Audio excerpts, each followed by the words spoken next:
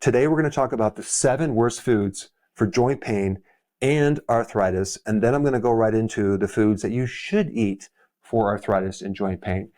And I am going to touch mostly on osteoarthritis, but also rheumatoid arthritis and gout. And I've had so many old injuries in the past that these old injuries can definitely haunt someone the older that they get. So arthritis and inflammation is a very important thing on my mind.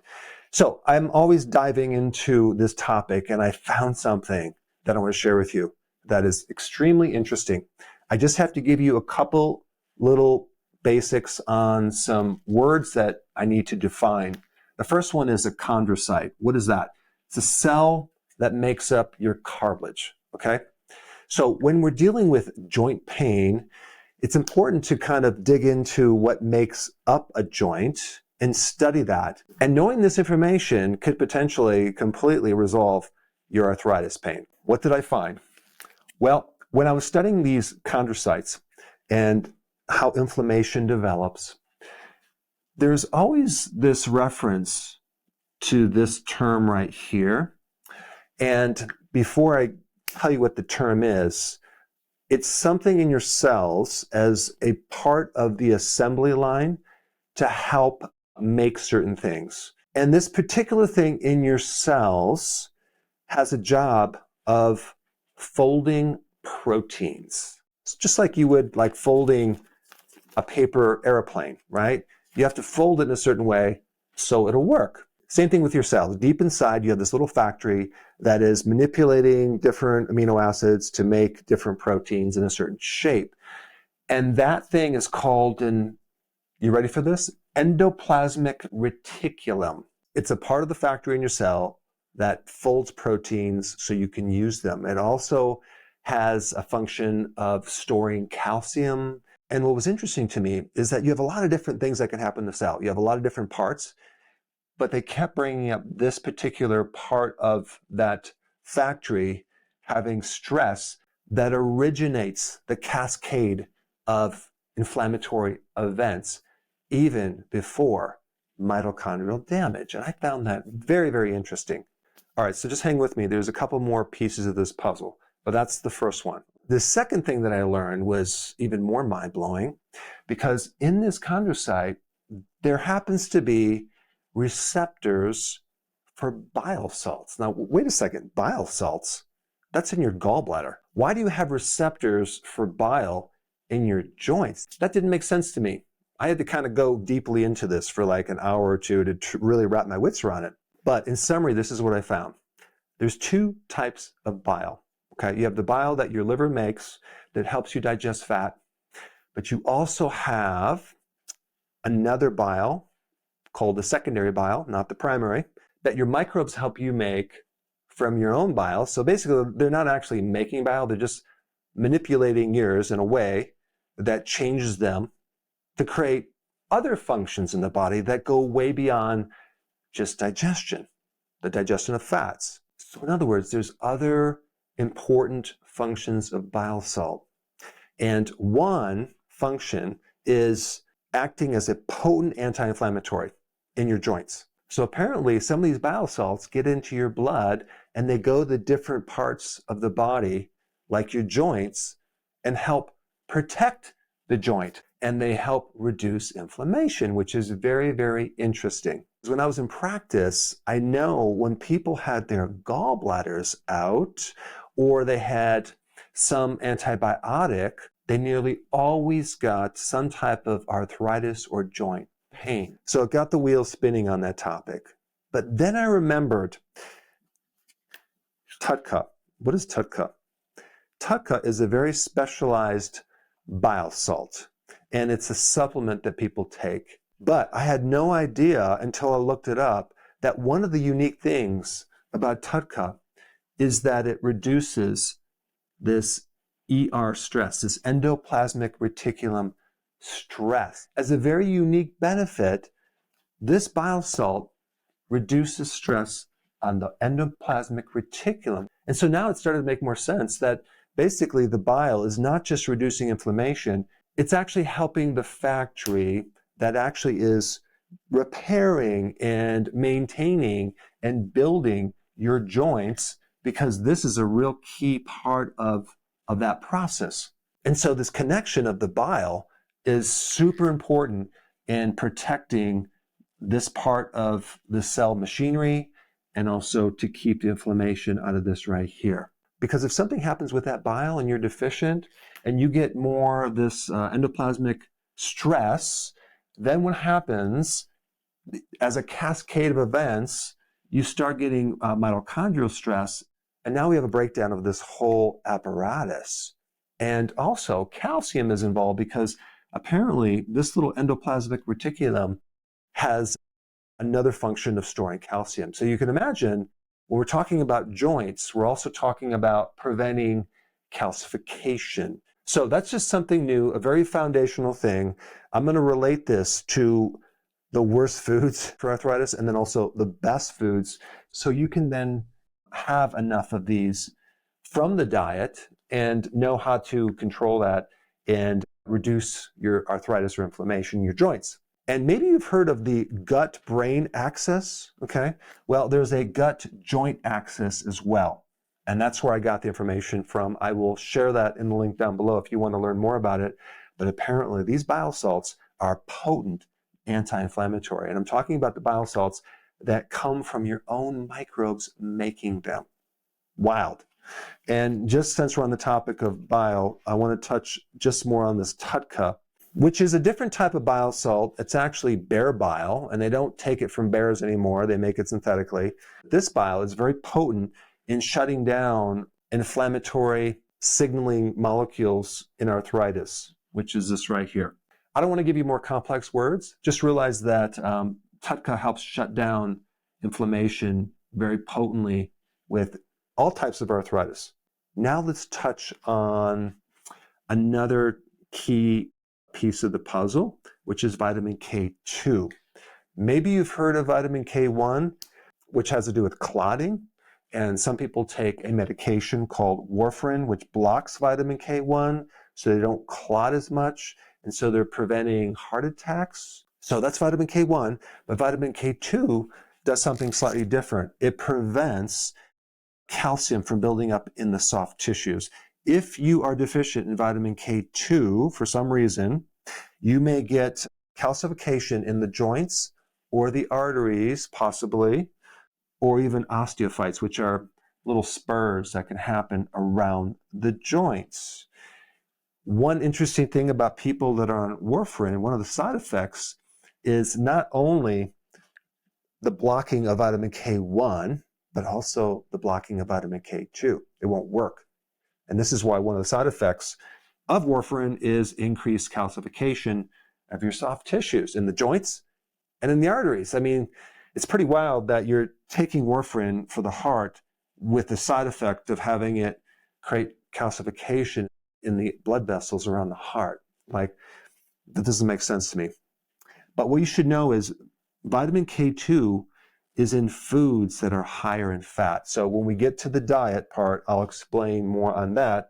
But this is a really key vitamin to keep the calcium from building up in the joints and reducing inflammation. Now let's talk about RA, rheumatoid arthritis. This is an autoimmune disease where your own immune system is attacking itself. So we have these antibodies that are against our own joints, and that keeps the joint in a constant state of inflammation. I'm not going to give you any more new words with the immune system, but it's going to be an imbalance with these two little things right here. And all you need to know is there is a really important vitamin that helps to put the fire out and reduce inflammation, and that is vitamin D.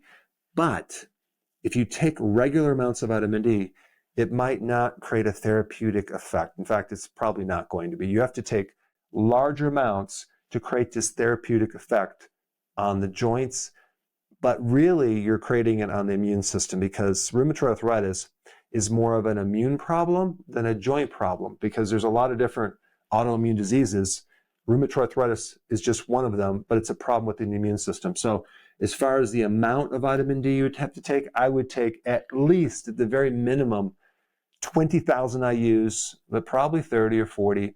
I'm going to put a link down below of maybe a doctor you want to work with if you have rheumatoid arthritis to regulate how much vitamin D you need, and then do other tests to make sure you're doing it correctly. But when you're taking high doses of vitamin D3, you should also take magnesium and zinc and vitamin K2 because they all work together. But this will greatly reduce inflammation in the joint. Whether you have rheumatoid arthritis or osteoarthritis, vitamin D is one of the best anti-inflammatories, especially for the knees and your lower back, actually in any joint. If you're deficient in vitamin D, your inflammatory signals go way up. Now, when you have arthritis or joint pain, there are things that are triggering it from food, like a food allergy. So we will be talking about that, some of the most common things in the foods. Also, there's advanced glycated end products. That comes from having glucose or sugar with a protein. Basically, when you do high carbs, you're going to get these, and that's going to create this sticky protein that's going to create inflammation. They have found in the joints this certain thing called biofilm, and there's microbes in the biofilm. It's kind of like this slime or this protective glue that has microbes in these little calcium shells, and so your immune system can't find these microbes. Well, guess what? They found that some of those microbes are related to your teeth. Yeah. So if you have an old root canal that's infected and somehow that infection is still there in your gums, and that sits in your gum for a period of time, and that can leak into your lymphatic system, into your blood, and it can go into the joints, and it can go into the arteries, and it can keep you arthritic. But the big new thing that I wanted to share with you today is this microbiome problem. Wow, the importance of your microbiome and your joints is way more significant than actually I thought. So it's something we're going to cover when we talk about the food right now. Okay, so we have the 7 foods that you want to avoid. Now, these are not necessarily just foods, they're ingredients in a lot of foods. The first one is emulsifiers. An emulsifier in a food is something that mixes things up in a way that is very blended. And so you'll see these emulsifiers, like one of them is polysorbate 80. Okay, you'll see these in frozen desserts, creamy dressings, and what they do is they really mess up the microbiome. You remember the microbiome that actually helps you make those bile salts that you need for your joints? Well, there's a high correlation between eating these foods and consuming this and having inflammation in the joints. And I wanted to just point that out and make you aware of that. Let's go to number 2, low-fat soy protein powder. If you look at some of these protein bars, sometimes they'll use soy isolate protein. It's very low fat. It's an industrial protein. And I do know a lot of people who use that protein end up with achy joints, arthritis. Why? Well, because it interferes with the liver. When you don't consume animal protein, and you get your protein from things like soy protein or plant-based protein, you're going to get a very low amount of taurine, if any taurine. Taurine is needed to make bile. Okay, so that's one thing that is missing in a vegan diet is taurine. You don't have the primary thing that stimulates the production of bile and the contraction of the gallbladder. You need fat for that. And so people on a low-fat diet, they end up with a deficiency of bile, which can then end up with a problem with arthritis. Now, there could also be residues of hexane, which is a solvent in this soy protein. Now, some people will say, oh, it evaporates, it's not there. But there's no one supervising or regulating that right now, unfortunately. But so it may be there, it may not be there, we don't know. And like I said before, we're not going to get the bile stimulation. Instead, we're going to get this thing that's going to create more inflammation in the area of the liver and the digestive tract, which is going to interfere with the microbes. Number 3, refined seed oils. I want to explain something.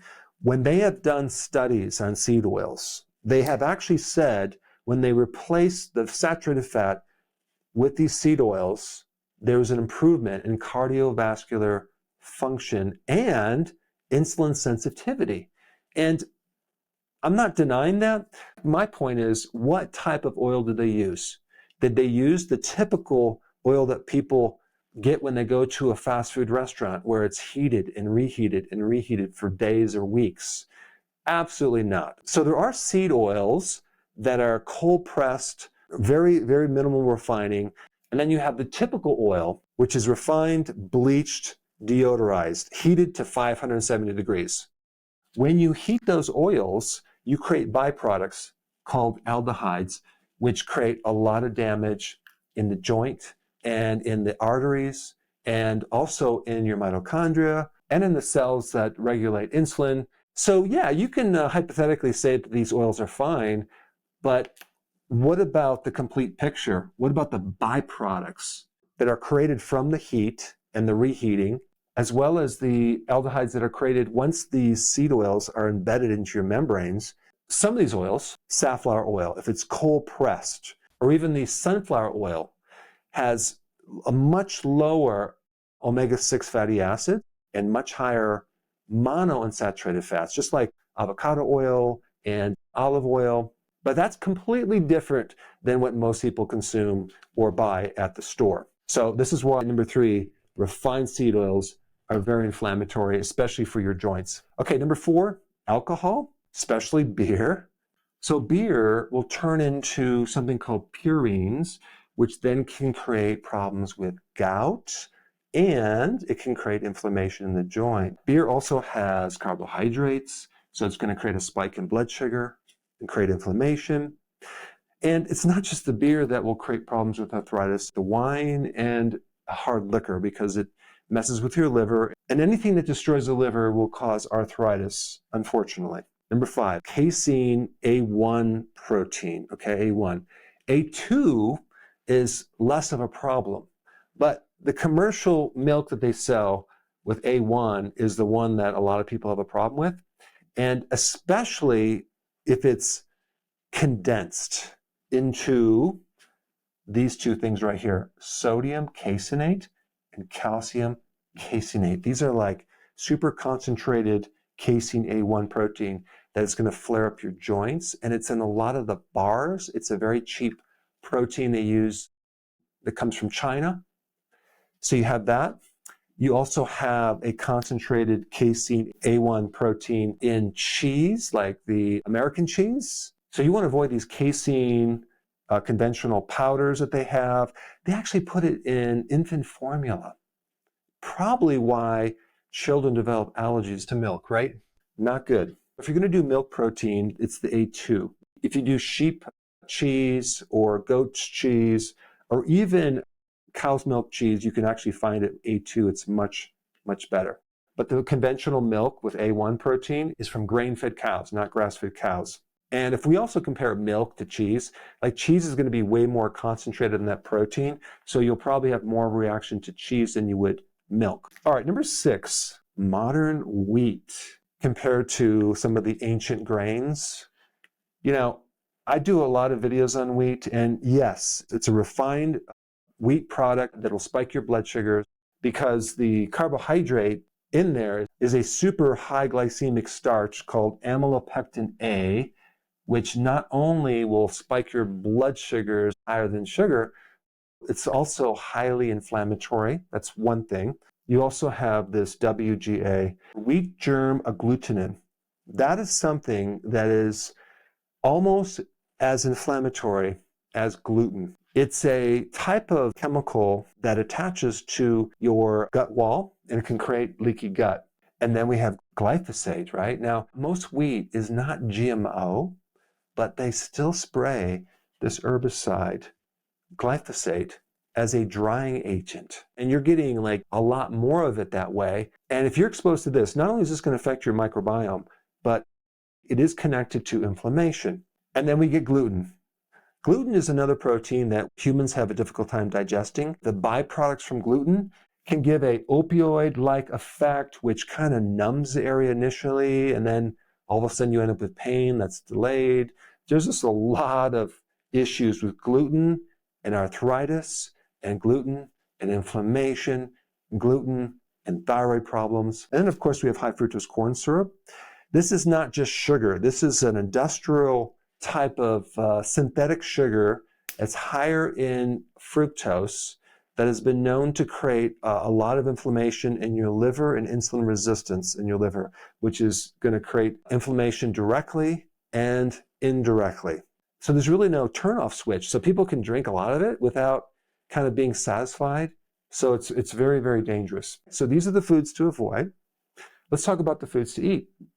Fermented foods. Why? Because when you eat sauerkraut, kefir, Bulgarian yogurt, you are going to build up the microbes that help you make these secondary bile salts. And these secondary bile salts are potent anti-inflammatories in your joints. Second one is healthy fats. Olive oil, avocado oil, fish oils, but also animal fats that are grass-fed are also very healthy. And so is grass-fed butter and grass-fed cheese. Number 3, anything with high amounts of vitamin D3, there's salmon, cod liver, and cod liver oil. But typically you want to get as much sun as you can, but that's not food.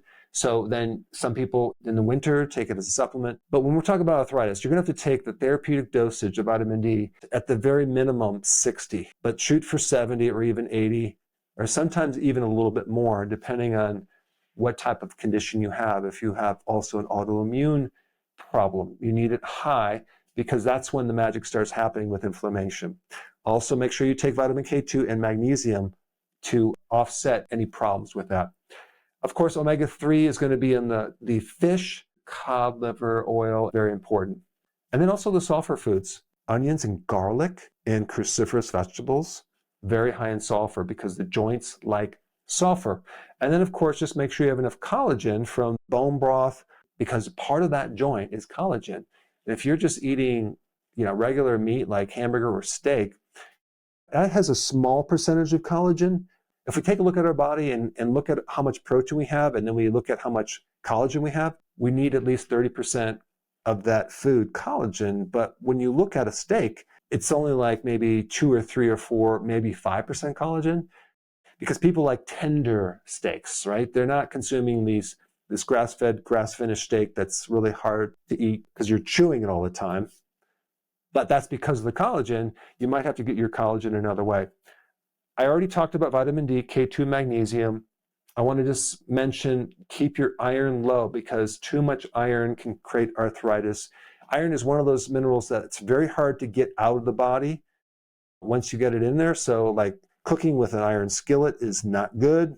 Taking iron supplements is not good, especially if you're not menstruating. If you're a man and you have too much iron, chances are you're going to have a lot of inflammation. And then TUDCA, I want to just mention that because that's a really good remedy for arthritis. And now you know why. It's something to help that endoplasmic reticulum stress, as well as protecting the cartilage in the joint.